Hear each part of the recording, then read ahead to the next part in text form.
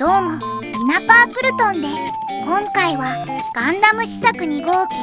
サイサリスと中モビルスーツのザメルがセットになったモビルスーツアンサンブル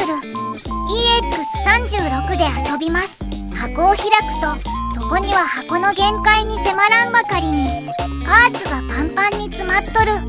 このサイサリスセット買うかどうか悩みに悩んだ上にご購入。そして遊んでみた感想は買って大正解。両方とも尋常じゃないボリュームですごくかっこいい。気になるところもあるけどそれは最後に言うわ。じゃレビューしていくかって思ったんだけどさ、詳細なレビューは他の人もやってるし気になる人はもう見てるだろうから、今回は0083について語っちゃおうかな。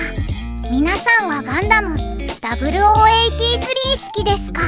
私は登場するモビルスーツがめっちゃ大好き。このセットの2機やゼフィランサス、デンドロビウム、ステイメン、パワードジム、トムトローペンなどなど本当に魅力的なモビルスーツが多いよね。そんな中0083のお話に関してはまあ普通って感じ。正確には一年戦争に敗れたジオンの残党が連邦に一泡吹かせてやるっていうあらすじは好き。んじゃ何が嫌いなのってことになるんだけど、なんだと思う？それはね、ある人物がその大きな要因なんだ。その人物がこの物語のヒロインミナ・パークルトンさん21歳です。アナハイムのシステムエンジニアでガンダム試作1号機と2号機を担当している彼女。ガンダム開発計画という水面下の計画といえ21歳にしてガンダムの担当エンジニアになるんだからエリートなんだろうね。そこはすごいと思うんだけどさ、ミナのこうも好きだけどイケメン激渋ボイスの元彼ガトーも忘れられないのってスタンスがお気に召さない。物語のヒロインなのにあんなお嬢様っぽい感じなのに、おっとこれ見て、この足のパーツ分割すごくない？塗装でもいいところをパーツ分割でやってるところに感動しちゃった。なんだっけ、ミナッチが二股かけてたってとこか。まあ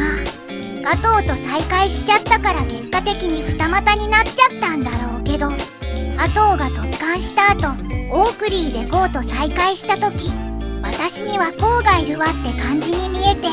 その立ち居振る舞いヒロインとしてどうなのよって思っちゃうんだよね。ベラベラ喋ってたら気になるポイントに来ちゃったわ。ザメルはこの頭部の物合いの下にえぐれてるところがあるんだよね。ダメージコンと思えばいいんだけど結構目立つ位置だから気になるよね。サイサリスの方は強いて言えば本体色の白がゼフィランサスと合ってないのが気になるっちゃ気になる。サイサリス単体で飾るならこの色味でかっこいいんだけどね。ガトーくんについても語りたいことがあったんだけど動画終わりそうだからまた今度にするわ。このサイサリスセット本当に良い出来だった。サイサリス目当てで買ったんだけど